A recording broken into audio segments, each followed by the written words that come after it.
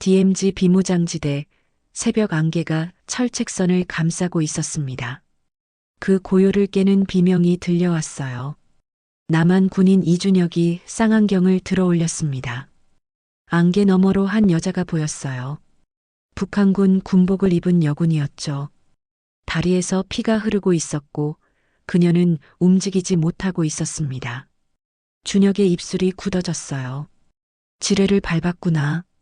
여군의 손에서 무언가가 떨어졌습니다. 낡은 수첩이었어요. 펼쳐진 페이지에 글씨가 보였죠. 준혁이 쌍안경을 조절하며 초점을 맞췄습니다. 그리고 숨이 멎었어요. 이종민, 내 아버지 이름이었습니다. 사연 시작 전에 구독, 좋아요 눌러주신 후 어디서 함께하고 계신지 댓글로 알려주세요. 여러분의 이야기도 꼭 듣고 싶어요. 5년 전 아버지가 세상을 떠났습니다. 총상 후유증이었어요. 25년 동안 품고 살았던 총알 파편이 결국 아버지를 데려갔죠. 장례를 치르고 유품을 정리하던 날, 준혁은 오래된 상자 안에서 쪽지 하나를 발견했습니다. 김철수 동무가 나를 살렸다. 아버지의 글씨였어요. 뒷면에는 짧은 기록이 있었습니다. 1999년 12월 DMZ 지뢰밭. 적군이 나를 구했다. 이름을 물었더니 김철수라고 했다. 준혁은 그날부터 찾기 시작했습니다. 김철수라는 이름을요. 군에 자원한 것도 DMZ로 배치받은 것도 모두 그 이름을 찾기 위해서였어요. 아버지를 살린 은인을 찾고 싶었죠. 감사하다고, 아버지가 평생 그리워했다고 전하고 싶었습니다. 그런데 오늘 그 이름이 적군의 수첩에 적혀 있었어요. 준혁의 손이 떨렸습니다. 쌍안경을 쥔 손에 힘이 들어갔어요. 여군이 다시 소리쳤죠. 목소리가 약해지고 있었습니다. 출혈이 심한 모양이었어요. 준혁은 주위를 둘러봤습니다. 동료들은 보이지 않았어요. 새벽 교대 시간 잠깐의 공백이었죠. 준혁은 무전기를 꺼냈습니다. 그리고 다시 주머니에 넣었어요. 보고하면 끝입니다. 명령이 떨어질 때까지 기다려야 하고 그동안 저 여자는 죽을 거예요. 준혁은 철책선으로 다가갔습니다. 금지된 행동이었어요. 철책선을 넘는 것, 적군과 접촉하는 것, 모두 군법 위반이었죠. 하지만 준혁의 발은 멈추지 않았습니다. 저 수첩에 아버지 이름이 적혀 있었어요. 우연일까요?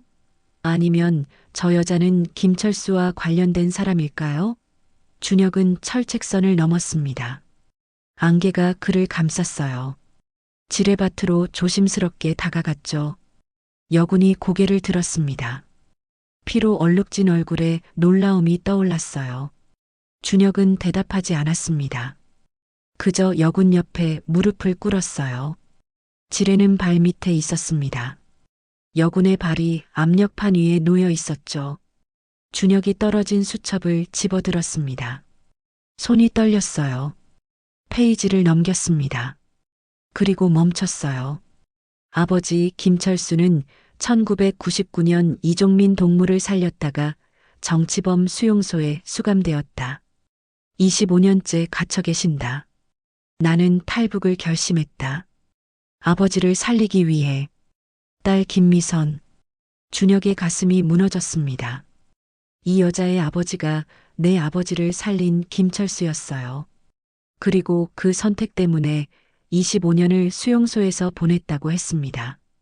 준혁은 여군을 바라봤어요. 여군도 준혁을 바라보고 있었습니다. 피로 얼룩진 얼굴, 떨리는 입술, 하지만 그 눈빛만큼은 또렷했어요. 김미선, 김철수의 딸, 아버지의 은인의 딸이었습니다. 준혁은 천천히 입을 열었어요. 당신 아버지가 살린 사람의 아들입니다. 그 한마디가 전부였죠. 미선의 눈이 커졌습니다. 믿을 수 없다는 표정이었어요. 하지만 곧 눈물이 그녀의 눈가에 맺혔습니다. 25년 만에 아버지의 선택이 헛되지 않았다는 걸 알게 된 거예요. 준혁은 미선의 다리를 살폈습니다. 지혈을 해야 했어요. 시간이 없었습니다. 그는 군복을 찢어 상처를 감쌌죠. 미선이 신음을 참았습니다. 이제 옮겨야 했어요. 하지만 지뢰가 문제였습니다. 발을 떼는 순간 터질 거예요. 준혁은 주변을 살폈습니다. 돌멩이 하나를 찾았어요.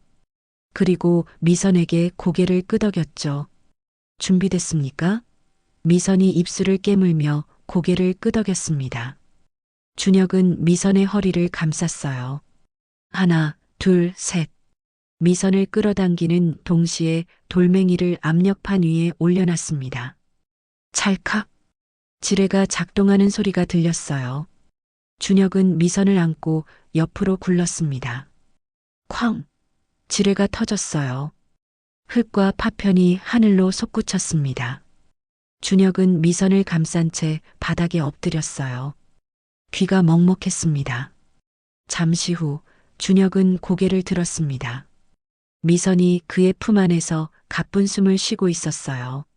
살아 있었습니다. 준혁도 무사했죠. 하지만 폭발음이 문제였어요. 곧 병력이 몰려올 겁니다. 준혁은 미선을 업었습니다. 철책선을 넘어 남쪽으로 향했어요. 안개가 두 사람을 감쌌습니다. 준혁의 발걸음은 빨랐어요. 미선은 그의 등에서 의식을 잃어가고 있었죠. 준혁은 이를 악물었습니다. 살려야 해. 아버지의 은인의 딸을. 이 여자를 반드시 살려야 해. 폐건물은 어둡고 축축했습니다. 철조망 너머 민간인 통제구역 끝자락에 있는 낡은 창고였어요. 몇 년 전부터 아무도 쓰지 않는 곳이었죠. 준혁은 미선을 조심스럽게 바닥에 눕혔습니다. 그녀의 얼굴은 창백했어요. 입술은 파래져 있었고 식은 땀이 이마를 적시고 있었죠. 준혁은 구급낭을 열었습니다. 손이 떨렸어요. 군의관이 아닌 그가 할 수 있는 건 많지 않았습니다. 지혈제를 뿌리고 붕대를 감았어요.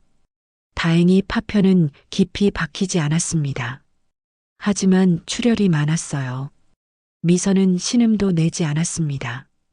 이미 기력이 다한 모양이었죠. 물을 먹였습니다. 미선의 입술이 미세하게 움직였어요.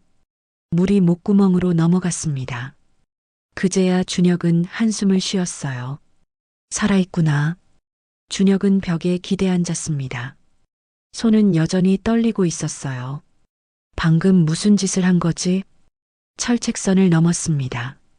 적군을 구했어요. 군법 위반이었죠. 적어도 6개월 영창은 각오해야 했습니다. 최악의 경우 군사재판에 회부될 수도 있었어요. 하지만 준혁은 후회하지 않았습니다. 저 여자의 아버지가 내 아버지를 살렸으니까요. 빚을 갚은 거였어요. 미선이 중얼거렸습니다. 아버지. 준혁은 고개를 돌렸어요. 미선은 여전히 눈을 감고 있었습니다. 헛소리였어요. 아버님, 제가 꼭 살려드릴게요. 준혁의 가슴이 먹먹했습니다. 저 여자는 아버지를 살리려고 탈북을 시도한 거였어요. 25년간 수용소에 갇힌 아버지를요. 준혁은 미선의 수첩을 다시 펼쳤습니다. 페이지를 넘겼어요. 낡고 해진 종이였습니다. 글씨는 작고 빼곡했어요. 아버지는 1999년 12월 15일 남조선 군인 이종민을 지뢰밭에서 구했다. 상부에 보고하지 않았다. 적을 살렸다는 이유로 정치범 수용소 15호 관리소에 수감되었다. 어머니는 3년 후 병으로 돌아가셨다. 나는 10살이었다. 준혁은 숨을 참았습니다. 10살. 어린 나이에 아버지를 잃고 어머니마저 잃었다는 거였어요. 글씨는 계속 이어졌습니다. 나는 군에 입대했다. 아버지를 만나고 싶었다. 중위까지 올라갔다. 하지만 아버지는 여전히 수용소에 계셨다. 탈출 허가도 면회도 불가능했다. 나는 결심했다. 탈북을 하겠다. 남조선에 가서 이종민 동무의 가족을 찾겠다. 그들에게 도움을 청하겠다. 준혁의 손이 떨렸습니다. 이 여자는 나를 찾으려고 했구나. 아버지를 살린 이종민의 가족을 찾아서 도움을 받으려고 했던 거예요. 하지만 지뢰밭에서 걸렸습니다. 그리고 내가 나타났죠. 운명이었을까요? 미선이 신음을 냈습니다. 눈꺼풀이 떨렸어요. 천천히 눈을 뜨더니 초점 없는 눈동자가 이리저리 움직였습니다. 어디? 여기가 어디요? 목소리는 갈라져 있었어요. 준혁은 물병을 들었습니다. 안전한 곳입니다. 미선의 눈이 준혁에게 고정됐어요. 경계심이 번쩍였습니다. 당신, 남조선 군인. 준혁은 고개를 끄덕였습니다. 미선이 몸을 일으키려 했어요. 하지만 다리에 힘이 들어가지 않았습니다.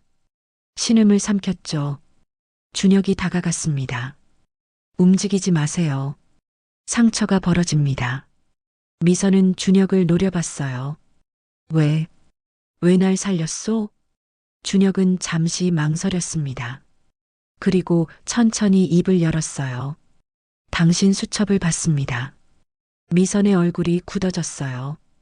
김철수, 당신 아버지 이름이죠? 미선은 대답하지 않았습니다. 그저 준혁을 빤히 바라볼 뿐이었어요. 이종민, 준혁이 말을 이었습니다. 25년 전 당신 아버지가 살린 남한 군인이 내 아버지였습니다. 미선의 눈이 흔들렸어요. 뭐라고? 당신이? 준혁은 고개를 끄덕였습니다. 5년 전 아버지가 돌아가셨어요. 유품에서 당신 아버지 이름을 발견했습니다. 그래서 여기 왔어요. 은인을 찾으려고요. 미선의 입술이 떨렸습니다. 그럼 당신이 이종민 동무의 목소리가 끊어졌어요. 준혁은 조용히 대답했습니다. 네, 그의 아들입니다. 미선의 눈에서 눈물이 흘러내렸습니다. 소리 없이 울고 있었어요. 어깨가 떨렸습니다. 준혁은 그 모습을 말없이 바라봤어요. 얼마나 힘들었을까요? 어린 나이에 아버지를 잃고 평생 그 아버지를 그리워하며 살았을 거예요. 그리고 결국 아버지를 살리려다 죽을 뻔했죠. 한참 후에야 미선이 입을 열었습니다. 아버지는 한 번도 후회하지 않으셨어요. 목소리는 떨렸지만 또렷했어요. 수용소에 갇히셨어도 어머니를 잃으셨어도 단 한 번도 그날을 후회하지 않으셨습니다. 사람을 살렸다고 했어요. 그게 옳은 일이었다고요. 준혁의 가슴이 뜨거워졌습니다. 미선이 고개를 들었어요. 당신 아버지는 살아서 돌아가셨소? 준혁은 고개를 끄덕였습니다. 덕분에 45년을 더 사셨습니다. 결혼도 하고 아들도 낳고요. 행복하게 사셨어요. 미선이 미소 지었습니다. 눈물 젖은 얼굴에 떠오른 작은 미소였어요. 다행이네요. 그럼 아버지의 선택이 헛되지 않았네요. 준혁은 말할 수 없었습니다. 목이 메었거든요. 밖에서 발소리가 들렸습니다. 준혁은 재빨리 창문으로 다가갔어요. 순찰조였습니다. 이쪽으로 오고 있었죠. 준혁은 미선을 바라봤습니다. 조용히 하세요. 미선은 고개를 끄덕였어요. 발소리가 가까워졌습니다. 창문 밖으로 그림자가 지나갔어요. 준혁은 숨을 죽였습니다. 미선도 움직이지 않았죠. 긴장된 침묵이 흘렀습니다. 그리고 발소리가 멀어졌어요. 지나간 거였습니다. 준혁은 긴 한숨을 내쉬었습니다. 미선이 조용히 물었어요. 이제 어쩔 거요? 준혁은 대답하지 못했습니다. 그것도 그가 궁금한 거였거든요. 이 여자를 어떻게 해야 하죠? 신고하면 북송됩니다. 숨겨주면 자신이 처벌받아요. 어느 쪽을 선택해도 누군가는 상처받을 거였습니다. 밖은 이미 어두워지고 있었습니다. 준혁은 창문 밖을 바라봤어요. 철책선 너머로 북쪽 산이 보였습니다. 미선의 고향이 저 너머 어딘가에 있겠죠. 그리고 수용소에 갇힌 그녀의 아버지도요. 3일이 흘렀습니다. 미선의 다리는 조금씩 나아지고 있었어요. 열도 떨어졌고 상처도 아물기 시작했죠. 준혁은 매일 밤 몰래 이곳을 찾았습니다. 통조림, 물, 소독약, 붕대를 가져왔어요. 부대 의무실에서 몰래 빼돌린 거였죠. 첫날 밤 준혁은 통조림을 내밀었습니다. 미선은 받지 않았어요. 그저 준혁을 경계하는 눈빛으로 바라볼 뿐이었죠. 준혁은 캔을 바닥에 놓고 물러났습니다. 다음 날 새벽에 왔을 때 캔은 비어 있었어요. 미선은 구석에 웅크리고 앉아 있었죠. 둘째 날 밤 준혁은 담요를 가져왔습니다. 밤에는 추웠거든요. 미선은 여전히 말이 없었어요. 하지만 준혁이 나갈 때 작게 말했습니다. 고맙소. 준혁은 돌아보지 않고 문을 나섰어요. 가슴이 뛰었습니다. 셋째 날 밤 미선이 먼저 물었습니다. 왜 이러는 거요? 준혁은 붕대를 풀고 있었어요. 상처를 확인하려던 참이었죠. 손이 멈췄습니다. 빚을 갚는 겁니다. 미선이 고개를 저었어요. 빚은 이미 갚았소. 날 살려줬잖소. 준혁은 대답하지 않았습니다. 그저 묵묵히 상처를 소독했어요. 미선이 신음을 참았습니다. 아팠던 거죠. 새 붕대를 감으면서 준혁이 조용히 말했습니다. 당신 아버지는 내 아버지를 살렸어요. 25년을 수용소에서 보내셨죠. 그 빚은 이걸로 갚을 수 없습니다. 미선의 눈가가 붉어졌습니다. 아버지 얘기만 나오면 그랬어요. 그날 이후로 두 사람은 조금씩 이야기를 나누기 시작했습니다. 조심스럽게요. 적과 적이 아닌 그저 두 사람으로서요. 나흘째 밤이었습니다. 준혁이 밥을 가져왔어요. 부대 식당에서 남은 거였죠. 미선은 배가 고팠는지 빠르게 먹었습니다. 준혁은 그 모습을 바라보다가 물었어요. 수용소는 어떤 곳입니까? 미선의 손이 멈췄습니다. 한참을 말이 없더니 천천히 입을 열었어요.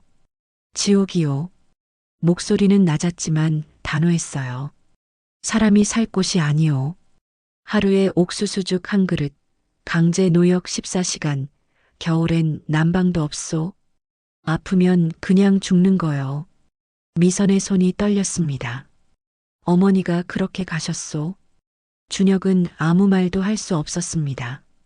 미선이 계속 말했어요. 아버지는 15호 관리소에 계시오.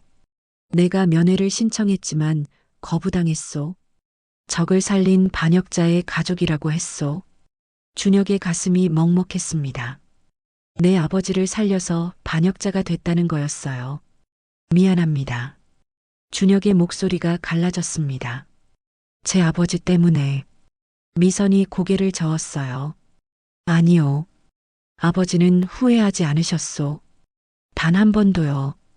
미선의 눈에 눈물이 고였습니다. 면회를 갈 수 없었지만 편지는 받았소. 1년에 한 번 검열된 편지를요. 미선이 품에서 낡은 종이 한 장을 꺼냈습니다. 접고 또 접어서 너덜너덜해진 편지였어요. 펼쳤습니다. 글씨는 떨리고 흐릿했죠. 미선아, 아버지는 괜찮다.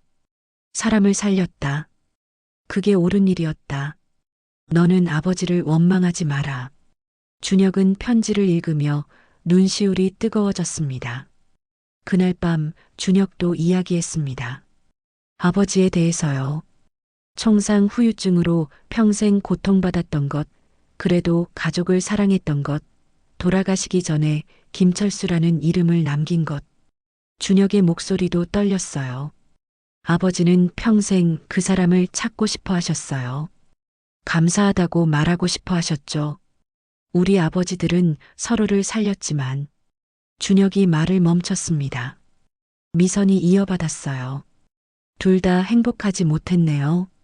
준혁은 고개를 끄덕였습니다. 그렇죠. 침묵이 흘렀습니다. 무거운 침묵이었어요. 하지만 불편하지는 않았습니다. 두 사람은 서로의 아픔을 이해하고 있었거든요. 미선이 준혁의 손을 잡았습니다. 갑자기였어요. 준혁은 놀라서 그녀를 바라봤죠. 미선의 손은 차가웠습니다. 하지만 그 손길에는 온기가 있었어요. 고맙소. 미선이 작게 말했습니다. 당신이 아니었으면 난 죽었을 거요. 준혁은 대답하지 못했습니다. 미선의 손을 느끼고 있었거든요. 처음으로 적이 아닌 사람으로 느껴졌습니다. 그냥 한 사람, 상처받은 한 여자로요. 가슴이 두근거렸어요. 이상한 감정이 올라왔습니다. 준혁은 황급히 손을 뺐습니다. 일어섰어요. 이제 가봐야 합니다. 목소리가 떨렸죠. 미선은 고개를 끄덕였습니다. 아쉬운 표정이었어요. 준혁은 서둘러 문을 열었습니다. 나가면서 뒤를 돌아봤어요. 미선이 그를 바라보고 있었습니다. 그날 밤 준혁은 잠을 이루지 못했습니다. 막사 침대에 누워 천장만 바라봤어요. 미선의 얼굴이 떠올랐습니다.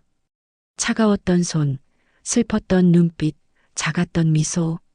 자꾸만 생각났어요. 안 돼. 준혁은 중얼거렸습니다. 이건 안 돼. 미선은 적군이에요. 북한 여군이죠. 자신은 남한 군인이고요. 둘 사이엔 철책선이 있습니다. 넘을 수 없는 선이에요. 그런데 왜 자꾸 그녀가 생각날까요? 다음 날 밤 준혁은 다시 폐건물로 갔습니다. 까지 말아야 한다고 생각했어요. 하지만 발걸음은 저절로 그곳으로 향했죠.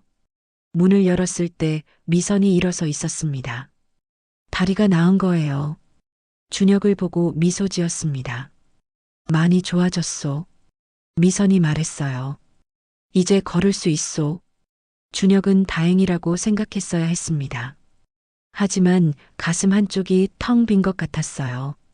이제 떠날 수 있다는 뜻이었거든요. 밖에서 달빛이 들어왔습니다. 창문 너머로 철책선이 보였어요.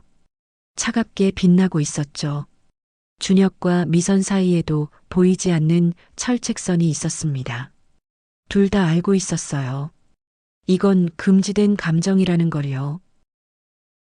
일주일이 지났습니다. 미선의 다리는 거의 다 나았어요. 이제 절뚝거리긴 해도 혼자 걸을 수 있었죠. 준혁은 매일 밤 그곳에 갔습니다. 까지 말아야 한다고 다짐했지만 몸은 저절로 움직였어요. 어느 날 밤이었습니다. 준혁이 도착했을 때 미선이 창가에 서 있었어요. 달빛을 받은 옆모습이 아름다웠습니다. 준혁은 멈칫했어요. 가슴이 또 뛰었죠. 미선이 돌아봤습니다. 왔소? 목소리가 부드러웠어요. 준혁은 고개를 끄덕이고 음식을 내밀었습니다. 오늘은 빵이었어요. 매점에서 산 거였죠. 미선이 받아서 한 입 베어 물었습니다. 달콤한 냄새가 났어요. 맛있네요. 미선이 작게 웃었습니다. 준혁도 따라 웃었어요. 그녀의 웃는 얼굴을 보니 기분이 좋아졌습니다. 두 사람은 바닥에 나란히 앉았습니다. 예전보다 거리가 가까워졌어요. 미선이 빵을 먹으면서 물었습니다. 당신은 고향이 어디요? 준혁은 잠시 생각했어요. 서울입니다. 강남 쪽이에요. 미선이 고개를 끄덕였죠. 서울. 가보고 싶소. 준혁이 미선을 바라봤습니다. 미선도 준혁을 보고 있었어요. 눈빛이 슬펐습니다. 평생 갈 수 없을 거요. 미선의 목소리가 낮아졌어요. 난 적국 사람이니까요. 준혁은 뭐라 말해야 할지 몰랐습니다. 사실이었거든요. 당신 고향은요? 준혁이 물었습니다. 함경북도 청진이요. 미선이 대답했어요. 바다가 보이는 작은 집에서 살았소. 아버지랑 어머니랑 셋이서요. 미선의 목소리에 그리움이 묻어났습니다. 행복했소? 그때는요. 침묵이 흘렀습니다. 두 사람 모두 말이 없었어요. 창밖으로 바람 소리만 들렸죠. 준혁이 먼저 입을 열었습니다. 앞으로 어떻게 할 겁니까? 미선이 고개를 들었어요. 망설이더니 천천히 말했습니다. 모르겠소. 원래는 남쪽으로 가서 당신 가족을 찾으려 했는데 이미 찾았잖소. 준혁이 말했습니다. 미선이 쓸쓸하게 웃었어요. 그렇소. 근데 이제 뭘 해야 할지 모르겠소. 준혁의 가슴이 아팠습니다. 이 여자는 계획도 없이 목숨을 걸고 탈북했던 거예요. 그저 아버지를 살리고 싶다는 마음 하나로요. 제가 준혁이 말을 꺼냈습니다. 돕겠습니다. 미선이 놀란 얼굴로 준혁을 봤어요. 당신이? 준혁은 고개를 끄덕였습니다. 당신 아버지를 구할 방법을 찾아보겠어요. 미선의 눈이 흔들렸습니다. 어떻게요? 수용소는 탈출이 불가능하오. 모르겠습니다. 준혁이 솔직하게 말했어요. 하지만 방법이 있을 거예요. 찾아보겠습니다. 미선의 눈에 눈물이 맺혔습니다. 왜 이러는 거요? 목소리가 떨렸어요. 우린 적이잖소. 당신은 날 신고해야 해요. 준혁은 미선의 손을 잡았습니다. 망설임 없이요. 미선이 깜짝 놀랐어요. 준혁의 손은 따뜻했습니다. 이제 적이 아닙니다. 준혁이 조용히 말했어요. 당신은 그냥 당신이에요. 미선의 눈에서 눈물이 흘러내렸습니다. 고개를 숙였어요. 어깨가 떨렸습니다. 준혁은 그녀를 안아주고 싶었지만 참았습니다. 아직은 안 돼요. 하지만 손은 놓지 않았죠.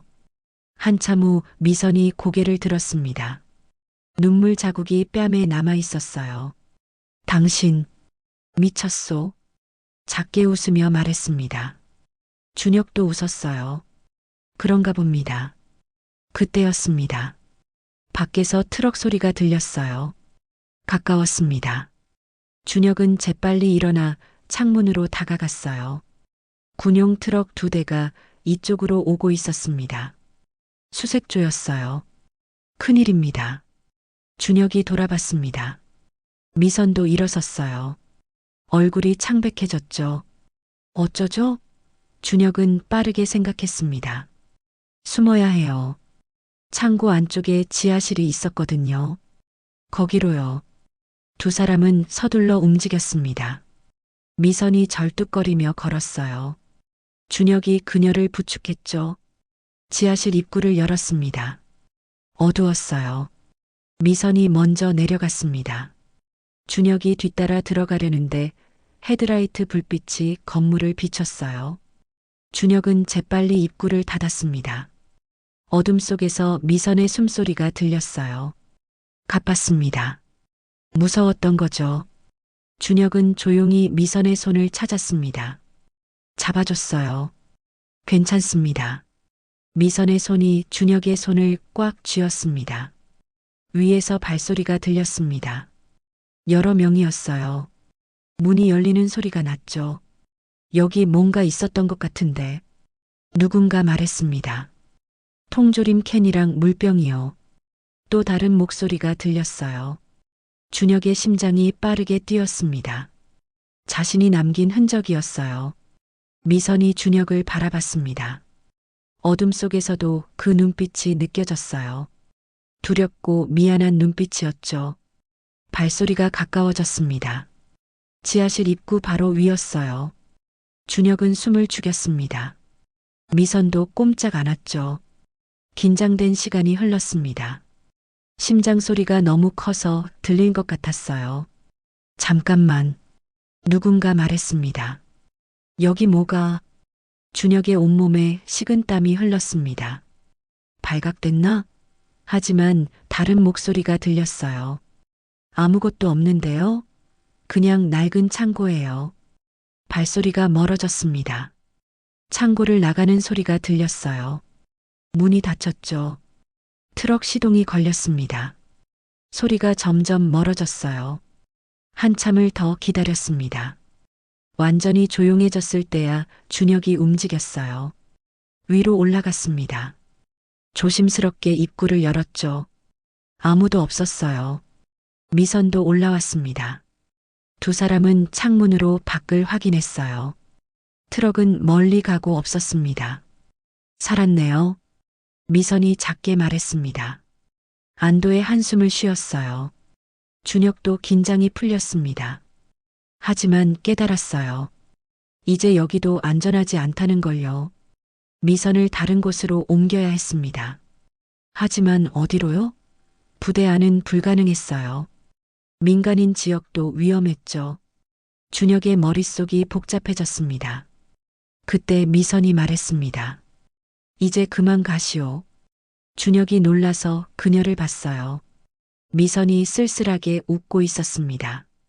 당신까지 위험해질 순 없소. 준혁은 고개를 저었어요. 안 됩니다. 가시오. 미선의 목소리가 단호했습니다. 난 혼자서도 괜찮소. 준혁은 미선을 똑바로 바라봤어요. 그리고 말했습니다. 싫습니다. 당신을 두고 갈 수 없어요. 미선의 눈이 흔들렸습니다. 왜요? 준혁은 대답하지 못했습니다. 이유를 몰랐거든요. 아니, 알고 있었지만 인정하고 싶지 않았어요. 준혁은 며칠 동안 고민했습니다. 미선을 어디로 옮길까요? 부대 밖 민가는 위험했어요. 산속 폐가도 겨울이 오면 버틸 수 없었죠. 그러던 중 준혁은 한 가지를 떠올렸습니다. 외삼촌 집이었어요. 외삼촌은 파주에 혼자 살고 있었습니다. 아내를 잃고 혼자 된 지 3년째였어요. 산 밑 외딴 한옥이었죠. 사람들과 멀리 떨어져 있었습니다. 그곳이라면 가능할 거예요. 하지만 문제가 있었습니다. 외삼촌을 설득해야 했거든요. 그날 밤 준혁은 미선에게 말했습니다. 제 외삼촌 집으로 가는 게 어떨까요? 미선이 놀란 표정을 지었어요. 당신 가족한테요? 그럼 당신이 더 위험해지잖소. 준혁은 고개를 저었습니다. 외삼촌은 믿을 수 있는 분이에요. 설득해 볼게요. 미선은 망설였습니다. 입술을 깨물고 있었어요. 한참을 고민하더니 작게 고개를 끄덕였습니다. 고맙소. 준혁은 미소 지었어요. 그 미소를 보며 미선도 조금 웃었죠. 이틀 후 주말이었습니다. 준혁은 외출 허가를 받았어요. 외삼촌 집으로 향했습니다. 차를 타고 1시간을 달렸죠. 산길을 올라가니 낡은 한옥이 나타났습니다. 마당엔 낙엽이 쌓여 있었어요. 삼촌, 준혁이 불렀습니다. 대문이 열리고 50대 중반의 남자가 나왔어요. 준혁아, 웬일이냐? 외삼촌 김태수였습니다. 수염이 덥수룩했고 옷은 낡았지만 눈빛만큼은 또렷했어요. 두 사람은 마루에 앉았습니다. 외삼촌이 차를 끓였어요. 따뜻한 김이 피어올랐죠. 무슨 일이냐? 외삼촌이 물었습니다. 내 얼굴이 심상치 않구나. 준혁은 한참을 망설이다가 입을 열었습니다. 도와주셔야 할 사람이 있습니다. 외삼촌이 눈을 가늘게 떴어요. 누군데? 준혁은 숨을 깊이 들이쉬었습니다. 그리고 모든 걸 말했어요. 지뢰밭에서 만난 북한 여군, 아버지와 김철수의 이야기, 미선을 숨겨준 일주일. 외삼촌은 말없이 들었습니다. 표정이 굳어졌어요. 다 듣고 나서 한참을 침묵하더니 한숨을 쉬었습니다. 미쳤구나, 너. 준혁은 고개를 숙였어요. 알고 있습니다.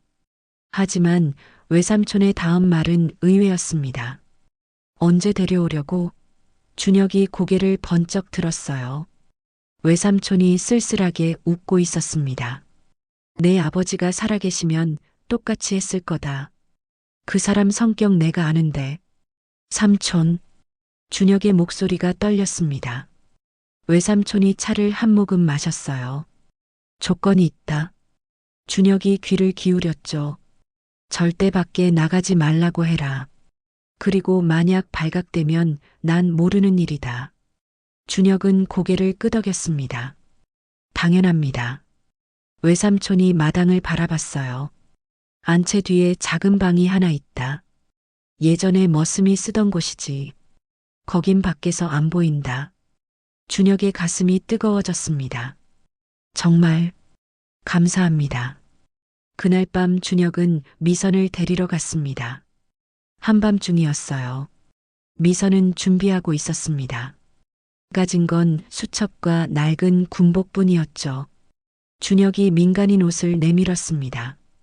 갈아입으세요. 미선은 옷을 받았습니다. 돌아서서 갈아입었어요. 검은색 스웨터와 청바지였죠. 준혁이 돌아봤을 때 미선은 완전히 다른 사람 같았습니다. 북한 여군이 아니라 그냥 평범한 여자였어요. 아름다웠습니다. 준혁의 심장이 뛰었습니다. 미선도 준혁을 바라보고 있었어요. 두 사람의 시선이 마주쳤죠. 잠시 침묵이 흘렀습니다. 준혁이 먼저 시선을 돌렸어요. 가죠. 차를 타고 외삼촌 집으로 향했습니다. 미선은 창밖을 바라봤어요. 나만의 밤거리였습니다. 가로등 불빛, 네온사인, 지나가는 차들. 미선의 눈이 커졌어요. 신기했던 거죠. 외삼촌 집에 도착했습니다. 외삼촌이 문을 열어줬어요. 미선을 보더니 잠시 멈칫했습니다. 젊은 여자였거든요. 하지만 곧 고개를 끄덕이며 안으로 들어오라고 했죠. 뒷방으로 안내했습니다. 작지만 깨끗했어요. 이불도 깔려 있었고 작은 화로도 있었죠. 여기서 지내거라. 외삼촌이 말했습니다. 밖엔 절대 나가지 말고. 미선이 깊게 절을 했어요. 감사합니다. 외삼촌이 나갔습니다. 준혁과 미선만 남았어요. 어색한 침묵이 흘렀습니다. 미선이 먼저 말했죠. 정말 고맙소. 이렇게까지 해줄 줄 몰랐소. 준혁은 대답하지 못했습니다. 왜 이렇게까지 하는지 자신도 잘 모르겠었거든요. 아니, 알고 있었어요. 인정하고 싶지 않았을 뿐이죠. 미선이 다가왔습니다. 준혁 앞에 섰어요. 가까웠습니다. 미선의 눈을 볼 수 있었어요. 촉촉하게 젖어 있었죠. 당신은 이상한 사람이요. 미선이 작게 웃었습니다. 준혁도 따라 웃었어요. 저도 그렇게 생각합니다. 미선의 손이 준혁의 손을 잡았습니다. 천천히요. 준혁은 그 손을 느꼈어요. 따뜻했습니다. 심장이 미칠 듯이 뛰었죠. 안 돼요. 준혁이 중얼거렸습니다. 우린. 미선이 고개를 저었어요. 알아요. 하지만 멈출 수 없소. 준혁도 알고 있었습니다. 이미 늦었다는 걸요. 두 사람은 서로를 바라봤습니다. 철책선 너머의 적이었던 두 사람. 이제는 서로의 심장을 뛰게 만드는 사람이 되어 있었어요. 금지된 감정이었지만 막을 수 없었습니다. 준혁이 미선의 손을 꽉 잡았습니다. 미선도 더 세게 잡았어요. 말은 필요 없었습니다. 두 사람 모두 알고 있었거든요. 이건 사랑이라는 걸요. 밖에서 바람이 불었습니다. 나뭇가지가 흔들렸어요. 방 안은 따뜻했습니다.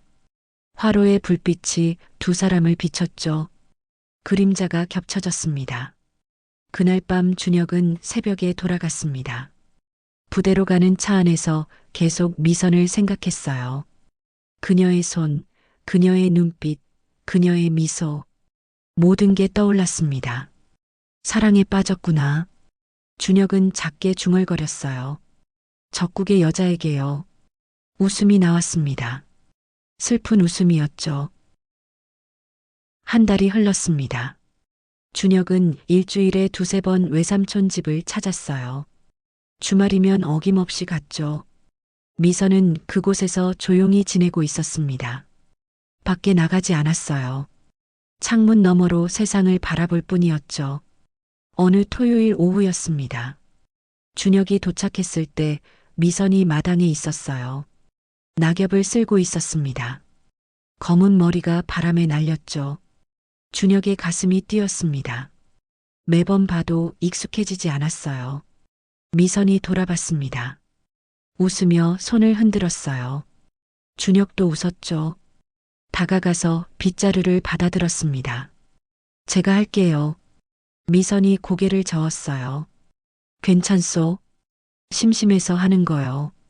두 사람은 함께 낙엽을 쓸었습니다. 말은 많지 않았어요. 하지만 편안했죠. 이제 서로의 존재만으로 충분했습니다. 저녁을 외삼촌과 함께 먹었습니다. 미선이 만든 찌개였어요. 북쪽 스타일이라고 했죠. 맛있었습니다. 외삼촌도 고개를 끄덕이며 먹었어요. 솜씨 좋구나. 미선이 수줍게 웃었습니다. 식사 후 준혁과 미선은 뒷마당에 나갔습니다. 별이 쏟아질 것 같았어요. 미선이 하늘을 올려다봤습니다. 여기선 별이 잘 보이네요. 준혁도 하늘을 봤죠. 도시에선 이렇게 안 보이죠. 미선이 조용히 말했습니다. 아버지도 지금 이 하늘을 보고 계실까요? 준혁은 대답하지 못했어요. 수용소에서 하늘을 볼 수 있을지 몰랐거든요.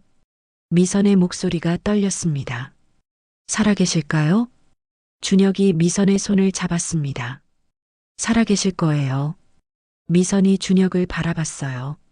눈에 눈물이 맺혀 있었죠. 방법을 찾을 겁니다. 준혁이 말했습니다. 꼭 구해드릴게요. 미선이 고개를 저었습니다. 불가능해요. 수용소는 준혁이 미선의 말을 끊었어요. 불가능하지 않습니다. 제가 알아보고 있어요. 미선의 눈이 커졌습니다. 정말요? 준혁은 고개를 끄덕였습니다. 사실이었어요. 며칠 전부터 조용히 정보를 모으고 있었죠. 탈북자 지원 단체, 인권 단체, 수용소 실태를 아는 사람들, 닿을 수 있는 곳은 다 알아봤습니다. 하지만 답은 모두 같았어요. 불가능하다는 거였죠. 수용소는 철통 같았습니다. 탈출한 사람이 거의 없었어요. 있다 해도 극소수였죠. 준혁은 그 사실을 미선에게 말하지 않았습니다. 고맙소. 미선이 작게 말했어요. 당신이 있어서요. 준혁은 미선을 안았습니다. 미선도 준혁을 안았어요. 별빛 아래 두 사람은 오래 그렇게 서 있었습니다. 그런데 다음 주였습니다. 준혁이 부대로 돌아왔을 때 분위기가 이상했어요. 동료들이 수군거렸죠. 준혁을 보는 눈빛이 달랐습니다. 의심하는 듯한 눈빛이었어요. 중대장이 준혁을 불렀습니다. 이준혁 병장, 들어오라. 준혁은 사무실로 들어갔어요. 중대장 뒤에 두 명의 남자가 서 있었습니다. 군복이 아니었어요. 정보부 요원이었죠. 앉아. 중대장이 말했습니다. 준혁은 의자에 앉았어요. 긴장됐습니다. 정보부 요원 한 명이 앞으로 나왔죠. 몇 가지 물어볼 게 있습니다. 요원이 사진 한 장을 내밀었습니다. 폐건물 사진이었어요. 준혁이 미선을 숨겼던 곳이었죠. 여기 가본 적 있습니까?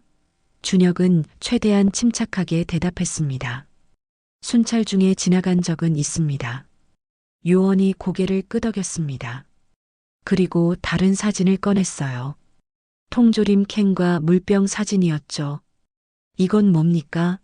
준혁의 등에 식은땀이 흘렀습니다. 모르겠습니다.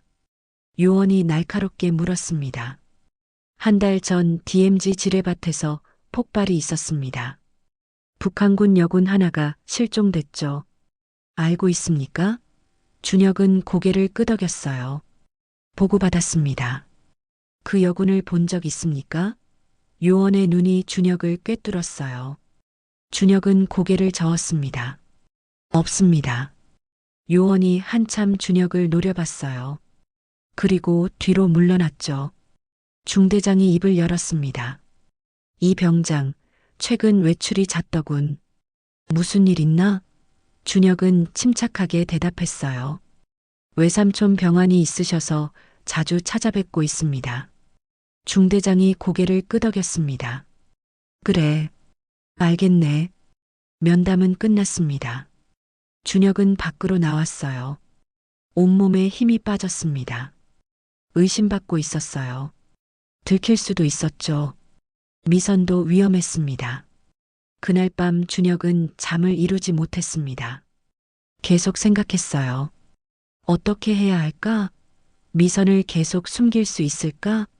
발각되면 어떻게 되지? 이틀 후 준혁은 외삼촌 집에 갔습니다.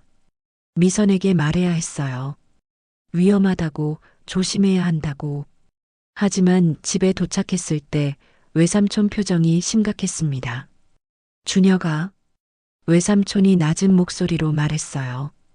오늘 낮에 수상한 차가 집 앞을 지나갔다. 느리게 가더니 집을 쳐다봤어. 준혁의 심장이 철렁했습니다. 미선은 방에 있었습니다. 창문 너머로 밖을 보고 있었어요. 준혁이 들어왔을 때 돌아봤죠. 웃으려 했지만 웃음이 나오지 않았습니다. 들었소? 준혁은 고개를 끄덕였어요. 미선이 입을 열었습니다. 이제 그만해야겠소. 준혁이 고개를 저었어요. 아직 괜찮아요. 미선이 다가왔습니다. 준혁의 손을 잡았어요. 당신이 위험해지고 있소. 그만해요. 준혁은 미선을 똑바로 바라봤습니다. 싫습니다. 미선의 눈에 눈물이 고였어요. 왜 이러는 거요? 이러다 당신도 망가져요. 준혁이 미선의 손을 더 세게 잡았습니다. 괜찮아요. 아니요. 미선이 고개를 저었어요. 괜찮지 않소? 난 적국 사람이요. 당신은 군인이고, 우린 처음부터 불가능했소. 준혁의 가슴이 무너졌습니다. 미선이 준혁의 손을 놓았습니다. 천천히요. 이제 가시오. 다시 오지 마시오. 준혁은 움직이지 못했어요. 미선이 등을 돌렸습니다. 제발, 가주시오. 준혁은 한참을 서 있었습니다. 입을 열었다 닫았어요. 할 말이 없었습니다. 아니, 하고 싶은 말은 많았지만 입 밖으로 나오지 않았죠. 결국 준혁은 돌아섰습니다. 방문을 나섰어요. 뒤를 돌아보고 싶었지만 참았습니다. 외삼촌이 현관에 서 있었어요. 미안하다, 준혁아. 준혁은 고개를 저었습니다. 아닙니다. 제 잘못이에요. 차에 올라탔습니다. 시동을 걸었어요. 룸미러로 집을 봤습니다. 작은 창문에서 미선이 보였어요. 커튼 뒤에서 이쪽을 보고 있었죠. 준혁은 엑셀을 밟았습니다. 돌아가는 길은 멀게 느껴졌습니다. 준혁의 눈에서 눈물이 흘러내렸어요. 처음이었습니다. 군에 와서 우는 건요. 2주가 지났습니다. 준혁은 외삼촌 집에 가지 않았어요. 가고 싶었지만 참았죠. 미선이 원했으니까요. 하지만 마음은 계속 그곳에 있었습니다. 밤마다 미선을 생각했어요. 부대 생활은 답답했습니다. 동료들의 시선이 따가웠어요. 의심이 완전히 풀린 건 아니었죠. 준혁은 최대한 평범하게 행동했습니다. 티내지 않으려고 노력했어요. 어느 날 저녁이었습니다. 준혁이 막사로 돌아왔을 때 침대 위에 편지가 놓여 있었어요. 봉투에는 아무 표시도 없었죠. 준혁은 주위를 둘러봤습니다. 아무도 없었어요. 편지를 열었습니다. 미선의 글씨였어요. 손이 떨렸죠. 내용은 짧았습니다. 준혁 씨, 결정했소. 북으로 돌아가겠소. 아버지를 직접 만나고 싶소. 설령 잡히더라도 한 번만이라도 아버지를 보고 싶소. 고마웠소. 당신을 잊지 못할 거요. 미선. 준혁의 손에서 편지가 떨어졌습니다. 북으로 돌아간다고요? 미쳤어요. 잡히면 죽을 거예요. 탈북자는 총살이었죠. 특히 군인 출신이면 더욱요. 준혁은 뛰쳐나갔습니다. 차 키를 집어들었어요. 당직 사관한테 급한 일이 생겼다고 거짓말했죠. 차를 몰고 외삼촌 집으로 향했습니다. 밤길을 미친 듯이 달렸어요. 1시간 만에 도착했습니다. 집은 어두웠어요. 불이 꺼져 있었죠. 준혁은 차에서 뛰어내렸습니다. 대문을 열고 뛰어들어갔어요. 삼촌, 미선, 외삼촌이 안채에서 나왔습니다. 놀란 표정이었어요. 준혁아, 무슨 일이냐? 준혁은 숨을 헐떡였습니다. 미선은요? 외삼촌의 표정이 어두워졌어요. 떠났다. 오늘 아침에 준혁의 다리에 힘이 빠졌습니다. 어디로요? 외삼촌이 고개를 저었어요. 모르겠다. 그냥 고맙다는 말만 남기고 갔어. 준혁은 뒷방으로 뛰어갔습니다. 텅 비어 있었어요. 이불만 깔려 있었죠. 책상 위에 수첩이 놓여 있었습니다. 미선의 수첩이었어요. 준혁이 집어들었습니다. 마지막 페이지에 글씨가 있었죠.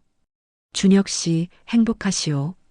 당신을 만난 건 내 인생에서 가장 따뜻한 기억이요. 사랑했소. 준혁의 눈에서 눈물이 쏟아졌습니다. 수첩을 꽉 쥐었어요. 손이 떨렸죠.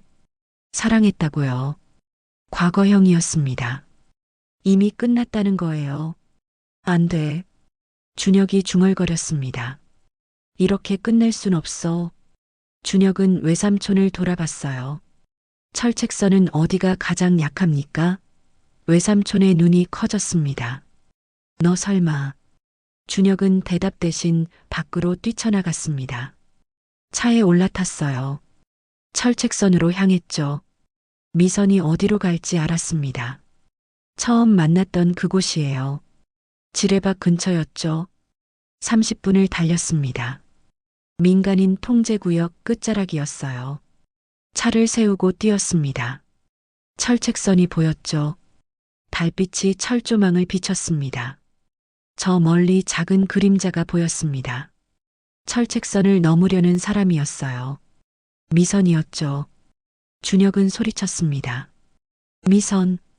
미선이 돌아봤습니다. 놀란 표정이었어요. 준혁이 달려갔습니다.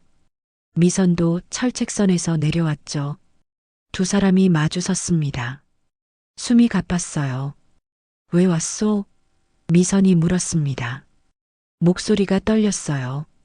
준혁은 거칠게 숨을 내쉬었습니다. 당신을 막으러요. 미선이 고개를 저었어요. 안 돼요. 가야 해요. 아버지한테 가야 한다고요. 그럼 나도 갑니다. 준혁이 말했습니다. 미선의 눈이 커졌어요. 뭐라고요? 준혁이 미선의 손을 잡았습니다. 당신 혼자 보낼 수 없어요. 같이 갑시다. 아버지를 함께 구합시다.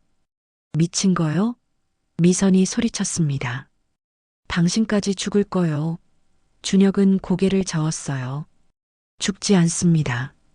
방법을 찾을 거예요. 미선이 울먹였습니다. 방법이 없소? 불가능하다고요. 불가능하지 않습니다. 준혁의 목소리가 단호했어요. 제 아버지를 살린 분이에요. 제가 구해드려야 해요. 미선의 눈에서 눈물이 흘러내렸습니다. 왜 이러는 거요? 준혁이 미선을 안았습니다.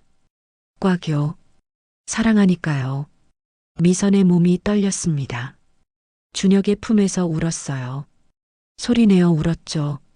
준혁도 눈물을 흘렸습니다. 한참 후 미선이 고개를 들었습니다. 눈물 범벅인 얼굴이었어요.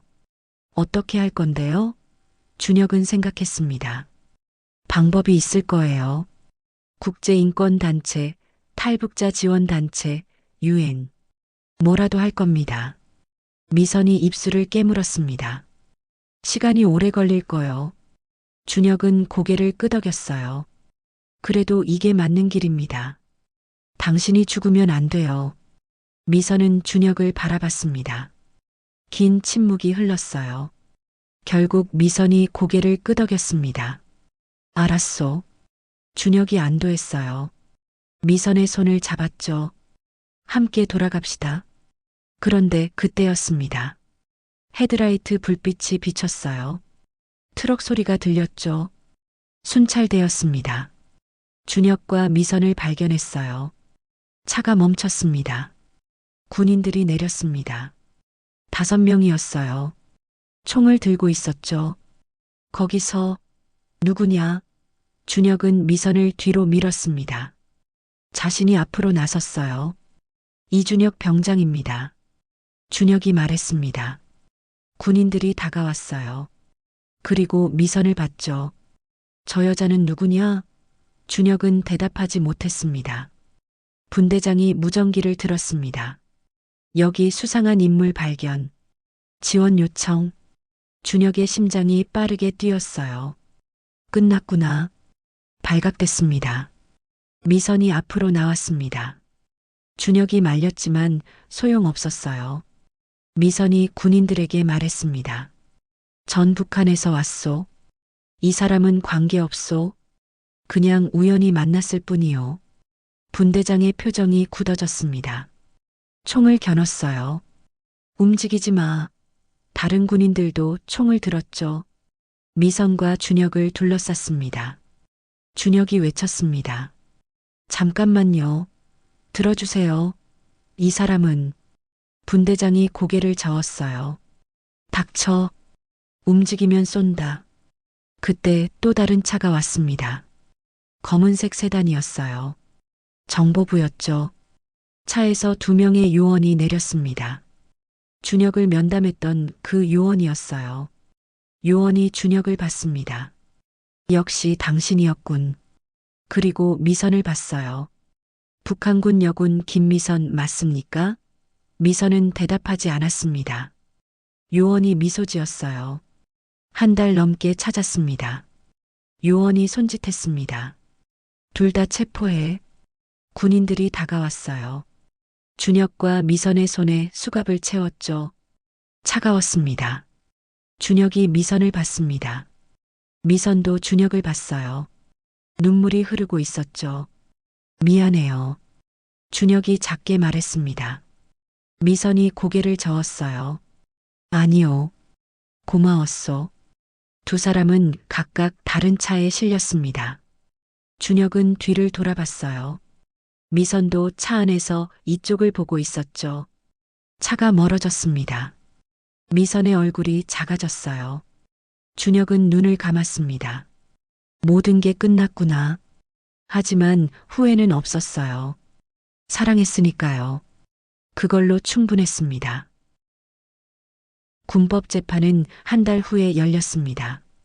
법정은 조용했어요. 방청석에는 몇 명 안 되는 사람들만 앉아 있었죠. 외삼촌이 있었고 준혁의 동료 몇 명이 있었습니다. 재판장이 판결문을 읽었습니다. 피고인 이준혁 병장은 적군을 은닉하고 군 기밀을 위반했다. 하지만 인도적 동기와 피고인 아버지의 과거 사정을 참작한다. 징역 1년, 집행유예 2년을 선고한다. 준혁은 눈을 감았어요. 다행이었습니다. 영창은 면한 거였죠. 미선의 재판은 따로 열렸습니다. 준혁은 참석할 수 없었어요. 하지만 나중에 들었죠. 미선은 탈북자로 인정받았다고요. 강제 북송되지 않았습니다. 대신 보호시설에 수감됐어요. 조사가 필요했거든요. 준혁은 제대했습니다. 1년 후였어요. 집행유예 기간 동안 부대 내에서 근무했죠.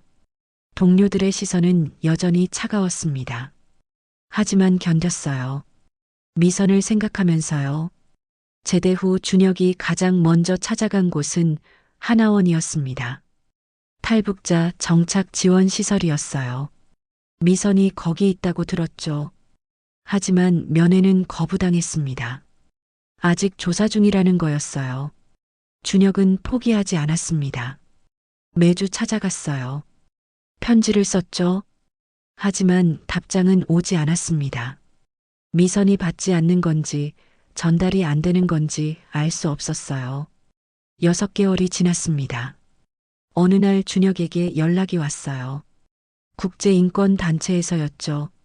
김철수 씨 사건에 대해 얘기하고 싶다고 했습니다. 준혁은 달려갔어요. 단체 사무실은 작았습니다. 책상 몇 개와 서류가 가득했어요. 중년의 여성이 준혁을 맞았죠. 이준혁 씨죠? 앉으세요. 준혁은 앉았습니다. 가슴이 두근거렸어요. 김철수 씨 이야기를 들었습니다. 여성이 말했어요. 북한 수용소에 25년째 수감 중이시죠? 준혁은 고개를 끄덕였습니다. 네. 제 아버지를 살렸다가요. 여성이 고개를 끄덕였어요. 유엔 인권위원회에 이 사건을 보고하려고 합니다. 준혁의 눈이 커졌습니다. 정말요? 여성이 서류를 내밀었어요. 여기 서명해 주세요. 증인 진술서입니다. 준혁은 떨리는 손으로 펜을 들었어요. 서명했죠. 이게 김철수를 구할 수 있을까요? 장담은 못합니다. 여성이 솔직하게 말했어요.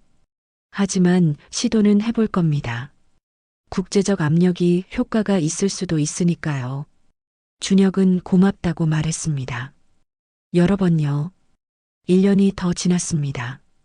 준혁은 작은 로펌에 취직했어요. 변호사 보조일이었죠. 아버지의 뜻을 이어받으려 법학을 공부하고 있었습니다. 바쁘게 살았어요. 미선을 잊으려고요. 하지만 잊히지 않았습니다. 어느 봄날이었습니다. 준혁이 사무실에 있을 때 전화가 왔어요. 국제인권단체였죠. 좋은 소식이 있습니다. 준혁의 심장이 뛰었어요. 김철수 씨가 탈북에 성공했습니다. 중국을 거쳐 한국으로 오고 있습니다. 준혁은 전화기를 놓고 한참을 멍하니 앉아 있었습니다. 눈물이 났어요. 해냈구나. 아버지를 살린 그 사람을 구했구나. 아버지가 평생 찾던 은인이 이제 오는구나. 2주 후 인천공항이었습니다. 준혁은 도착 게이트 앞에 서 있었어요. 손에 든 종이에는 김철수님이라고 적혀 있었죠. 사람들이 쏟아져 나왔습니다. 한 노인이 나왔어요. 마르고 주름진 얼굴이었습니다. 하지만 눈빛만큼은 살아 있었어요. 노인이 준혁의 종이를 받습니다. 멈췄어요. 준혁도 노인을 봤죠. 김철수 씨십니까? 준혁이 물었습니다. 노인이 고개를 끄덕였어요. 그렇소. 준혁은 깊게 절을 했습니다. 감사합니다. 제 아버지를 살려주셔서요. 노인의 눈이 흔들렸어요. 당신이 이종민 동무의 준혁은 고개를 들었습니다. 네, 그의 아들입니다. 노인의 눈에서 눈물이 흘러내렸어요. 이종민 동무는 잘 지냈소? 준혁은 고개를 끄덕였습니다. 덕분에 행복하게 사셨어요. 노인이 무너졌습니다. 주저앉으며 울었어요. 준혁이 부축했죠. 노인은 한참을 울었습니다. 25년의 세월이 쏟아져 나오는 듯 했어요. 김철수는 병원에 입원했습니다. 건강이 좋지 않았거든요. 준혁은 매일 찾아갔어요. 두 사람은 이야기를 나눴죠. 1999년 그날에 대해서요. 노인이 말했습니다. 난 후회하지 않았소. 단 한 번도요. 사람을 살렸으니까요. 준혁의 가슴이 뜨거워졌어요. 그리고 조심스럽게 물었습니다. 따님, 미선 씨 소식 들으셨습니까? 노인의 얼굴이 밝아졌습니다. 들었소. 남쪽에 있다고 들었소. 곧 만날 수 있겠지요? 준혁은 고개를 끄덕였어요. 만날 수 있을 겁니다. 그날 저녁 준혁은 전화를 받았습니다. 모르는 번호였어요. 받았죠. 여보세요? 낯익은 목소리가 들렸습니다. 준혁 씨? 심장이 멈췄습니다. 미선이었어요. 준혁은 한동안 말을 못했죠. 목소리가 나오지 않았습니다. 미선이 다시 말했어요. 아버지, 오셨다고 들었소. 준혁은 겨우 대답했습니다. 네. 지금 병원에 계세요. 미선의 숨소리가 들렸어요. 가팠습니다. 만날 수 있을까요? 준혁이 말했어요. 내일 모시고 갈게요. 다음 날 준혁은 김철수를 모시고 하나원으로 갔습니다. 면회실이었어요. 유리창 너머로 의자가 놓여 있었죠. 잠시 후 문이 열렸습니다. 미선이 들어왔습니다. 2년 만이었어요. 많이 변해 있었죠. 머리는 짧아졌고 옷은 남한 스타일이었습니다. 하지만 눈빛은 그대로였어요. 미선이 유리창 너머 아버지를 봤습니다. 멈췄어요. 입술이 떨렸죠. 아버지도 딸을 봤습니다. 손이 유리창에 닿았어요. 미선이 다가갔습니다. 유리창을 사이에 두고 마주 섰어요. 아버지. 미선의 목소리가 떨렸습니다. 노인이 울먹였어요. 미선아. 우리 딸. 두 사람은 유리창 너머로 서로의 손을 맞댔습니다. 눈물이 흘러내렸어요. 25년 만의 재회였죠. 준혁은 뒤에서 그 모습을 바라봤습니다. 눈시울이 뜨거워졌어요. 면회가 끝났습니다. 김철수가 먼저 나갔어요. 미선이 준혁을 봤습니다. 고맙소. 작게 말했죠. 준혁은 고개를 저었어요. 저야말로요. 미선이 다가왔습니다. 유리창 너머로요. 준혁도 다가갔어요. 두 사람은 마주 봤습니다. 2년 동안 하고 싶었던 말들이 목까지 차올랐지만 나오지 않았어요. 언제 나옵니까? 준혁이 물었습니다. 미선이 대답했어요. 다음 달이요. 준혁은 고개를 끄덕였습니다. 기다릴게요. 미선의 눈에 눈물이 맺혔어요. 고개를 끄덕였죠. 한 달 후 준혁은 하나원 정문 앞에 서 있었습니다. 봄날이었어요. 벚꽃이 피어나고 있었죠. 문이 열렸습니다. 미선이 나왔어요. 준혁을 봤습니다. 미소 지었어요. 준혁도 웃었죠. 다가갔습니다. 미선도 걸어왔어요. 두 사람이 만났습니다. 안녕하세요. 미선이 남한말로 말했습니다. 서툴렀지만 따뜻했어요. 준혁이 손을 내밀었습니다. 다시 만나서 반갑습니다. 미선이 그 손을 잡았어요. 두 사람은 벚꽃길을 걸었습니다. 말은 많지 않았어요. 하지만 충분했죠. 함께 걷는 것만으로도요. 준혁이 물었습니다. 앞으로 뭐 하고 싶으세요? 미선이 하늘을 올려다봤어요. 아버지랑 살고 싶어요. 그리고 준혁을 봤죠. 당신 옆에 있고 싶어요. 준혁의 가슴이 뛰었습니다. 미선의 손을 더 꽉 잡았어요. 미선도 힘주어 잡았죠. 바람이 불었습니다. 벚꽃잎이 날렸어요. 두 사람의 머리 위로 흩날렸죠. 1999년 겨울 두 아버지가 나눈 인연이었습니다. 그 인연이 25년을 지나 두 자식을 만나게 했어요. 철책선을 넘어서요. 적과 적이 아닌 사람과 사람으로요. 준혁과 미선은 걸었습니다. 봄날의 길을요. 앞으로 갈 길은 멀었어요. 하지만 두렵지 않았습니다. 함께니까요. 오늘 이야기가 마음에 와닿으셨다면 주변 분들에게 공유해 주세요. 구독과 좋아요로 응원해 주시고 어디서 이 이야기를 들으셨는지 댓글로 남겨주세요. 반갑게 인사 올릴게요. 따뜻한 하루 되시길 바랍니다.